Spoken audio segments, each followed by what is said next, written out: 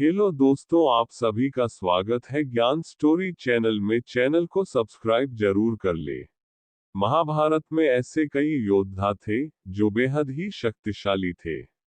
उनका मुकाबला करना मतलब मौत को दावत देने के समान था।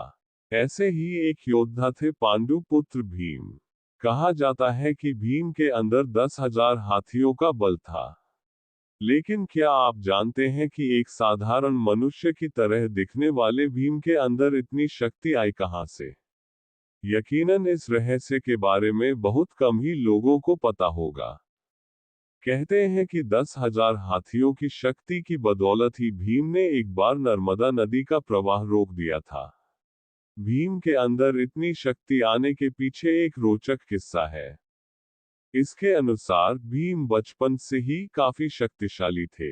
वह दौड़ने में, निशाना लगाने या कुश्ती लड़ने, सभी खेलों में धृतराष्ट्र के पुत्रों यानी कौरवों को हरा देते थे। हालांकि उनके अंदर कौरवों के प्रति कोई द्वेष नहीं था, लेकिन दुर्योधन के मन में भीमसेन के प्रति दुर्भावना शुरू से ही थी। तब उसने उचित अवसर मिलते ही भीम को मारने का विचार किया। दुर्योधन ने एक बार खेलने के लिए गंगा तट पर शिविर लगवाया और उस स्थान का नाम रखा उत्क्रीडन।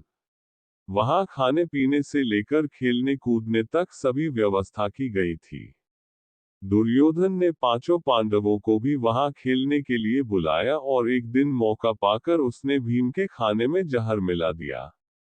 जब भीम ये विषभरा खाना खाकर बेहोश हो गए, तब दुर्योधन ने शासन के साथ मिलकर उन्हें गंगा में फेंक दिया।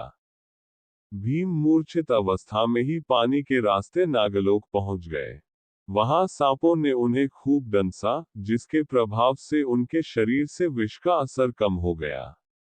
इसके बाद जब भीम को होश आया तो वो आसपास भयंकर सांपों को देखकर वो उन्हें मारने लगे, जिससे डरकर सभी सांप नागराज वासुकी के पास गए और उन्हें पूरी बात बताई। सारी बातें जान लेने के बाद नागराज वासुकी आर्यक नाग के साथ खुद भीम के पास गए।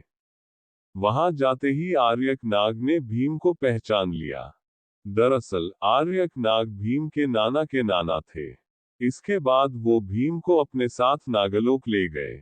वहां उन्होंने नागराज वासुकी से भीम को उन कुंडों का रस पिलाने की आज्ञा मांगी, जिसमें हजारों हाथियों का बल था।